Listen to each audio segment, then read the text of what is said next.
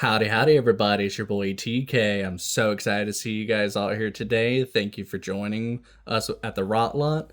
And I just wanted to talk about today's comic, which is Absolute Green Lantern, issue number 1. I just wanted to give you guys a nice introduction to this universe as well as the comics themselves. Of course, this is made by DC Comics themselves. It started in 2024 and is currently ongoing. Absolute Green Lantern as of today, 5/6/2026.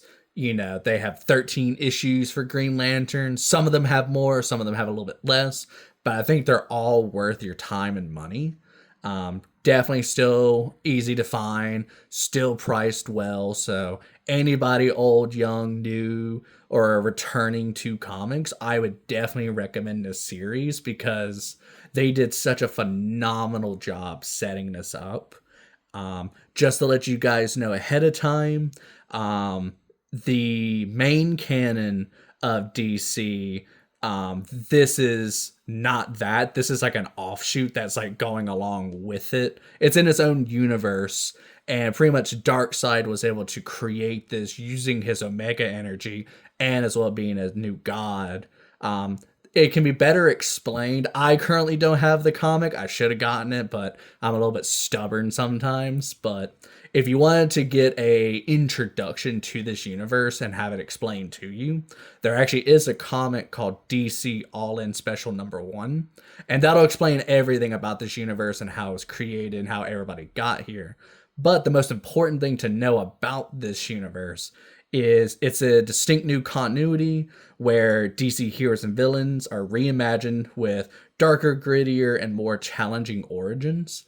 Because in this universe, instead of, good guys beating the bad guys, what it tends to do is being a hero is not the best thing. Everything leans towards rewarding villains and having them be in control.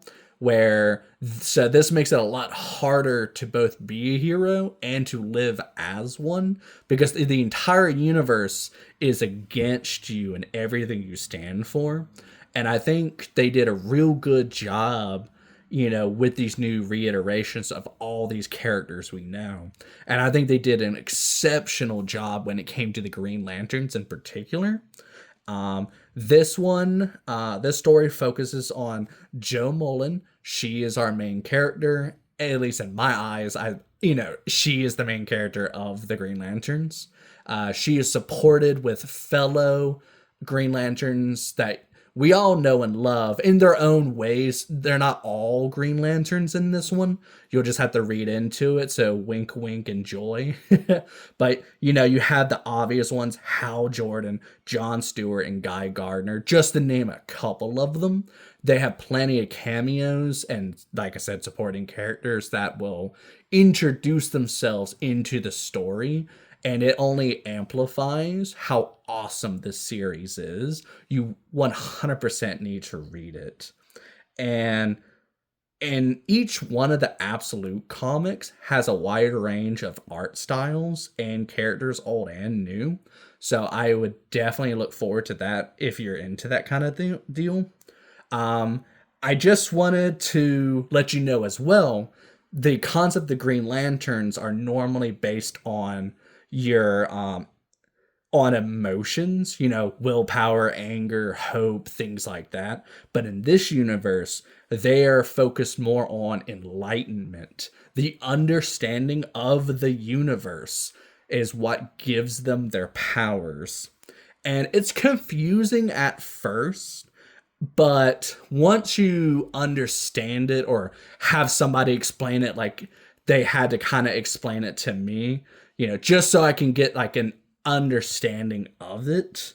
I just wanted to give you guys a little bit of a heads up when it comes to the spectrum in this universe.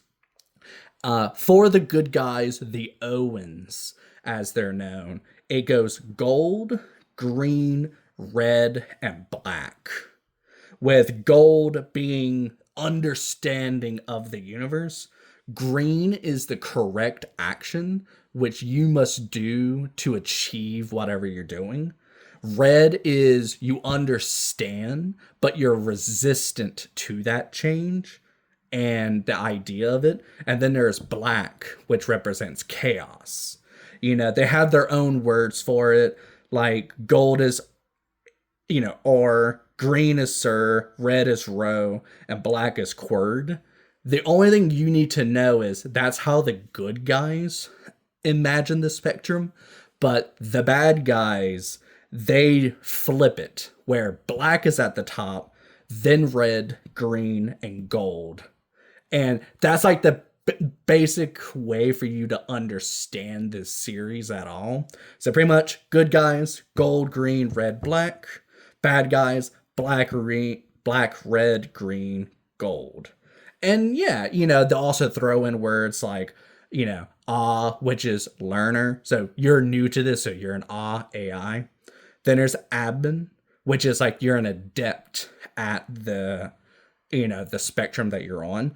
And then you have a Tomar, which is you're like an anomaly. This is somebody who got powers and you shouldn't have them. And so you're kind of an outlier and you're kind of weird. But yeah, this comic is absolutely amazing. It starts strong and it continues to go hard. Each one of the comics has a different pacing, and I enjoy how each of them take their time. Some of them are like, villain of the week, villain of the week, villain of the week, where some of them, like Green Lantern, you have like a slow build up. It's kind of confusing at first, but that's because it's to give you that feeling of it being like alien in nature. Because that's what a Green Lantern ultimately is. It's alien to us humans because of how they get their powers, how they use them. And for all of you that don't understand what a Green Lantern is, they have these rings that will help them manifest constructs so they can create giant hammers, they can use it to fly, all sorts of things. And I think that's what gives this series a great creativity, is how different people handle different ideas. And across all of the Green Lanterns, each one of the people have a different fighting style, where like John Stewart, his constructs are built super well and detailed because he's an architect.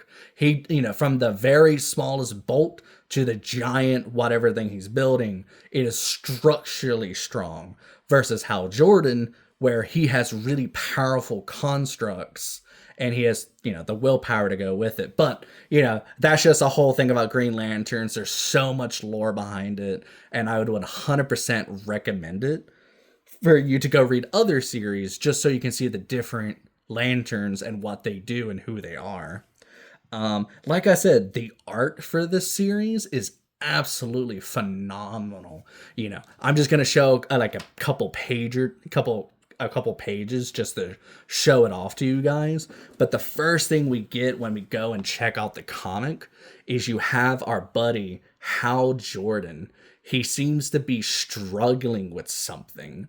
And normally you have the Green Lanterns who are all about hope and about having the power.